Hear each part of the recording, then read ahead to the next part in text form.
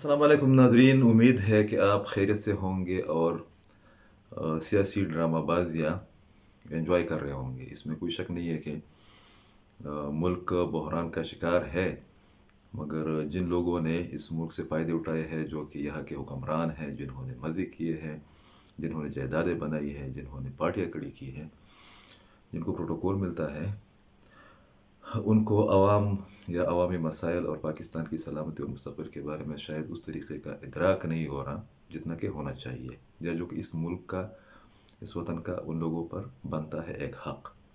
आज बात करनी है खैबर पख्तूनख्वा के नए गवर्नर की तैनाती के बारे में, और बहुत अहम डेवलपमेंट है। ये अलग बात है कि हस्ब मामूल सो कॉल्ड नेशनल मीडिया पर इस तैनाती को या इस तब्दीली को जगह नहीं मिली, कवरेज नहीं मिली, और ये कोई नई बात है भी नहीं। खैबर पख्तूनख्वा और बलूचिस्तान के मामलात के साथ मीडिया का या मेन स्ट्रीम पार्टियों का यही रवैया रहा है। जेवाई से ताल्लुक़ रखने वाले जनाब सेनेटर हाजी ग़ुलाम अली साहब ने आखिरकार 7 महीने नई हुकूमत के क़याम के बाद खैबर पख्तूनख्वा के 17वें गवर्नर का हल्फ उठा लिया है। गवर्नर हाउस पेशावर में chief justice Peshawar high court ने उनसे हल्फ लिया, और कमाल की बात ये थी कि सैकड़ों के तादाद में जो आम कारकुन है उन लोगों को मदऊ किया गया था। गवर्नर हाउस के दरवाजे, गेट उनके लिए खोले गए थे। पार्टी के मुख्तलिफ रहनुमा और कारकुन भी वहाँ मौजूद थे, ओहदेदार भी वहाँ पर मौजूद थे। जो मजमूई तौर पर एक तासुर उभरा है वो ये है कि तमाम पार्टियों ने तहरीक इंसाफ को छोड़कर ग़ुलाम अली साहब की तैनाती पर खुशी का इजहार किया, और उसकी बुनियादी वजह है कि ग़ुलाम अली साहब एक उनका जो प्रोटोकॉल है, जो प्रोफाइल है, अगरचे वो बहुत बड़ा है, ख़ासकर एक अमीर तरीन शख्स की हैसियत से, जिसको बाज़ हल्क़े मौलाना अब्दुल रहमान साहब के ATM मशीन का नाम भी दे रहे हैं, अगरचे उनके दरमियान करीबी रिश्तेदारियाँ भी है। बहुत ख़ास आदमी है मौलाना अब्दुल रहमान साहब का, मगर आम लोगों के साथ या पेशावर की सतह तक मुख्तलिफ पार्टियों के लोगों के साथ उनका रवैया, मीडिया के साथ उनका ताल्लुकात कार बहुत अच्छा रहा है, और इस हवाले से बहुत से लोग इन्वाइट भी किए गए थे।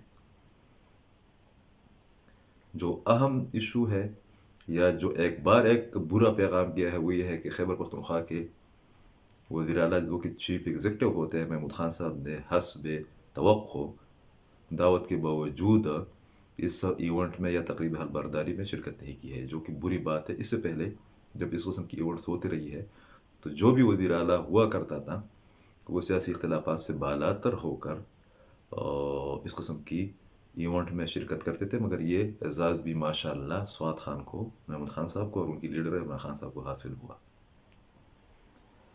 एक और दरमियान में कंस्पिरेसी जो चली है, एक डेडलॉक की सूरत हाल पैदा हुई, वो ये थी कि जब हुकूमत के ख़ात्मे के फार्मूले पर काम का आगाज़ हुआ, तो उस वक्त तय पाया था कि तमाम पार्टियों को एकोमोडेट किया जाएगा अपने अपने इलाक़ों में, अपने अपने सूबों में, जो कि इमरान खान साहब के ख़िलाफ़ इत्तेहाद का हिस्सा थी। पीपल्स पार्टी को मरकज़ में विफाक़ी वज़ारतें मिली, अहम तरीन वज़ारतें मिली, जिसमें ऑलरेडी उनकी हुकूमत है। मुस्लिम लीग नून की डिटेल्स की तो ज़रूरत है ही नहीं कि वफाकी हुकूमत उनकी है। एक और पार्टी जो कि अवाम नेशनल पार्टी के नाम से मशहूर है, और जो कि वाहिद पार्टी है जो कि खैबर पख्तूनख्वा के अंदर तहरीक इंसाफ को टफ टाइम दे रही है, उनको कहा गया पीपल्स पार्टी की जानिब से, फिर शहबाज शरीफ की जानिब से, कि हुकूमत आपसे वो गवर्नर आपसे लिया जाएगा खैबर पख्तूनख्वा का, और ANP ने फिर मियां इफ्तिखार हुसैन साहब, जो कि बहुत मुतहरिक लीडर है, बहुत सीनियर लीडर है और बहुत काबिल कबूल किस्म की लीडर है, तमाम हल्कों के लिए उनका नाम तजवीज़ किया, रिकमेंड किया। मौलाना अब्दुल रहमान साहब ने वो उन पर एतराज़ किया, और उस एतराज़ के पीछे अवामी नेशनल पार्टी के सूबाई सदर अहमद वली खान और बाद दीगर लीडरों के वो बयानात बुनियाद बने या सबब बने, जो कि वो JY के बारे में जारी करते रहे हैं। मियां इफ्तिखार के नाम पर एतराज़ को या एतराज़ की मुज़ाहमत शहबाज शरीफ भी नहीं कर सके।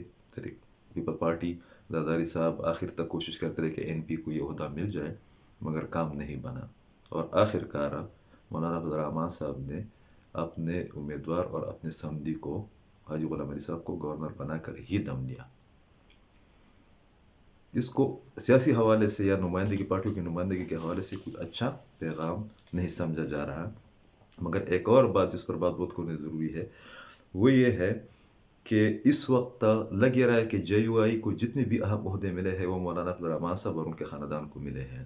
زیادہ تر آپ 70% کہہ بھی سکتے ہیں.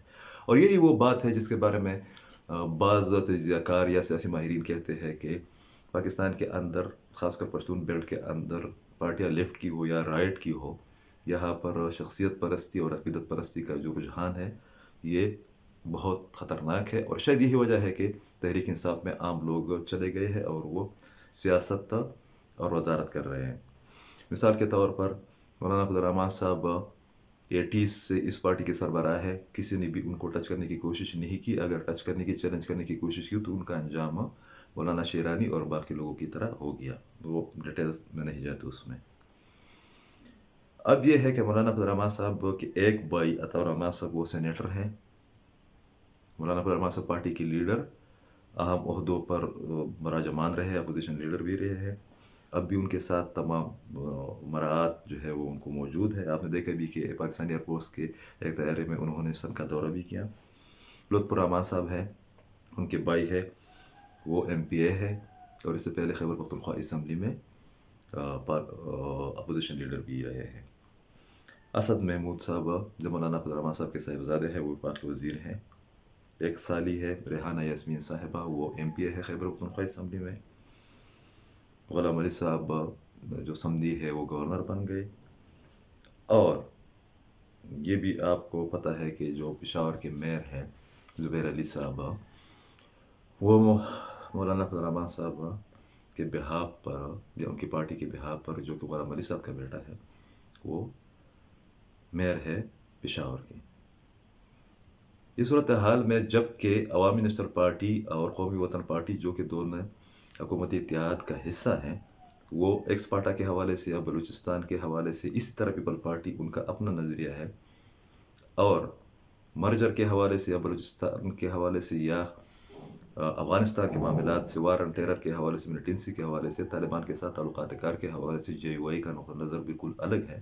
خیبر پختونخوا میں جے یو آئی کے گورنر کی تعیناتی وہ بہت عجیب لگ رہی ہے. اس کی کمپلیکیشن بھی پیدا ہوگی، اگرچہ اب ایکس پارٹا خیبر پختونخوا کے گورنر کے زیر کنٹرول نہیں رہا ہے.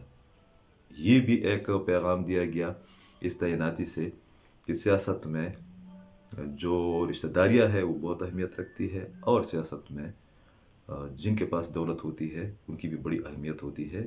یہ کسی ایک پارٹی تک یہ کلچر محدود نہیں ہے. ساتھ میں یہ بھی کہا گیا ہے، اس پر پھر ایک ڈیٹیلز میں ولاگ کریں گے، کہ جس پارٹی کو گورنرشپ سے محروم رکھا گیا تھا اس کے صوبائی لیڈرشپ کو یا لیڈر کو ترقیاتی فنڈ کے نام پر دوسری قسط جاری کی گئی ہے. ایک قسط کروڑوں کے حساب سے وہ ضمنی الیکشن سے پہلے دی گئی تھی ان کو ذاتی طور پر، پارٹی کے طور پر نہیں. پارٹی کو اس کو ڈیٹیلز کا پتہ نہیں ہے. اور یہ گورنر کے معاملے پر بھی ان کو وفاقی حکومت کی جانب سے چند مراعات دی گئی ہے جو کہ کیش کی صورت میں بتائی جا رہی ہے. اگر یہ سیاست ہے، اگر یہی پیمانے ہیں اور یہی طریقہ کار ہے، اگر یہی رویے ہے، تو پھر یہ کہنا کہ پاکستان کے اندر لوگ یا مختلف ادارے سیاستدانوں پر یا سیاسی پارٹیوں پر اعتماد نہیں کرتے، اس پر ایک سوالیہ نشان لگ جاتا ہے. خدا کرے کہ غلام علی صاحب خیبر پختونخوا کے معاملات کو ٹھیک کرنے میں، خاص کر جو ہمارے تعلیمی ادارے ہیں، ہائر ایجوکیشن کی یونیورسٹیز کو بہتر بنانے میں اپنا کردار ادا کریں. مگر اور بھی بہت سی باتیں زیر گردش ہے، اور اس میں ایک آخری جملہ ایڈ کر کے پھر اجازت چاہتا ہوں. وہ یہ ہے کہ اس وقت خیبر پختونخوا کے مختلف علاقوں بالخصوص پشاور میں لینڈ مافیاز کی سربراہی جو چند لوگ کر رہے ہیں، ان میں 3 پولیٹیکل شخصیات بھی ہیں، اور ان پولیٹیکل شخصیات میں موجودہ ہمارے نئے گورنر کا نام سرپرست ہے. اللہ حافظ.